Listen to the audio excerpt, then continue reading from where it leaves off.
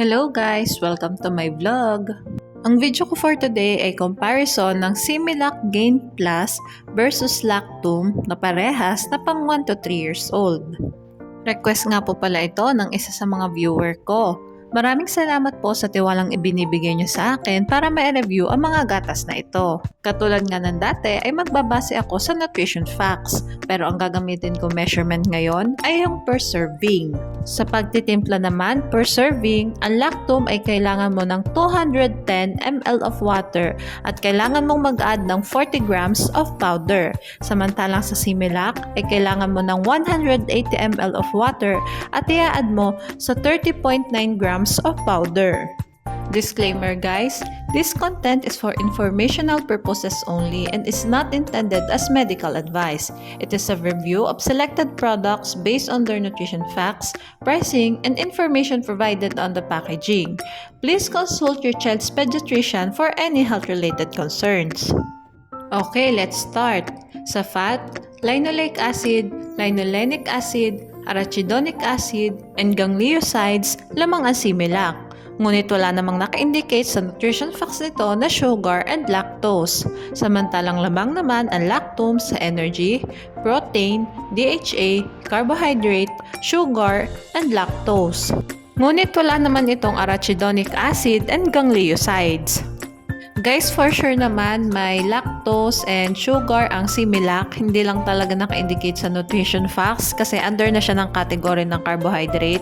Kaya maiko-consider ko pa rin na lamang ang Similac sa first category. Mag-proceed naman tayo sa minerals. Lamang ang Similac sa sodium, samantalang lamang naman ang Lactum sa calcium, phosphorus, magnesium, potassium, chloride, zinc, and iron. Sa copper, lamang ang Similac, samantalang lamang naman ang Lactum sa manganese, iodine, and selenium. Lamang ang Lactum sa minerals. Sa vitamin D, vitamin E, vitamin K, and riboflavin, lamang ang Similac. Samantalang lamang naman ang Lactum sa vitamin A, vitamin C, thiamine, and vitamin B6. Sa pantothenic acid and biotin, lamang ang Similac. Samantalang lamang naman ang Lactum sa vitamin B12, niacin, folic acid, and choline. Lamang ang Lactum sa vitamins.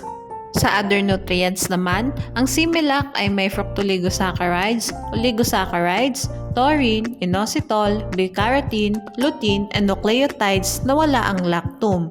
Samantalang ang Lactum ay may phospholipids and sphingomyelin na wala naman ang Similac. Lamang ang Similac sa other nutrients. Magtungo naman tayo sa price na parehas kong kinuha sa Lazada.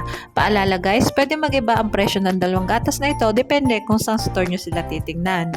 Medyo magkaiba nga lang talaga yung bigat na nakita ko. Yung Lactum ay 2.3 kg samantalang ang Similac ay 2.4 kg.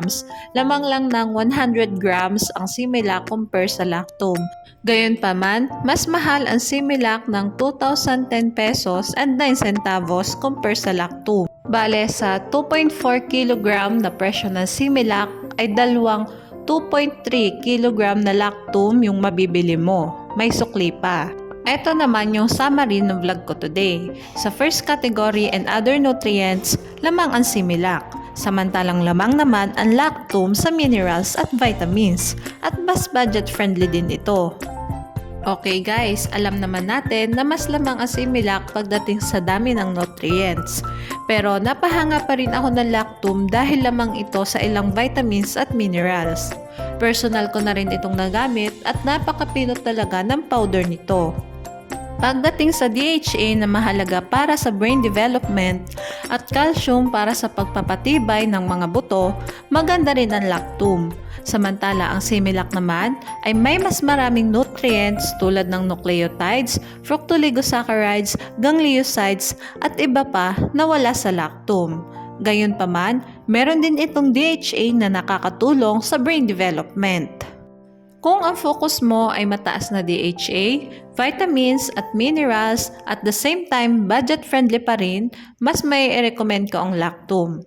Kung ang focus mo naman ay mas maraming karagdagang nutrients, sapat na vitamins at minerals, at mas malawak na nutritional support para sa overall development, mas magandang piliin ang Similac. Sa huli, parehong may kani-kaniyang lakas ang dalawang gatas. Ang pinakamahalaga pa rin ay kung ano ang hiyang sa bata at pasok sa budget ng pamilya. Basta lagi nating tatandaan, pumili ng gatas na hiyang sa bata. Mahalagang paalala, breast milk is the best milk for babies. Okay, hanggang dito na lang po ang vlog ko. Sana ay nagustuhan nyo. Thanks for watching. Please like and subscribe for more videos.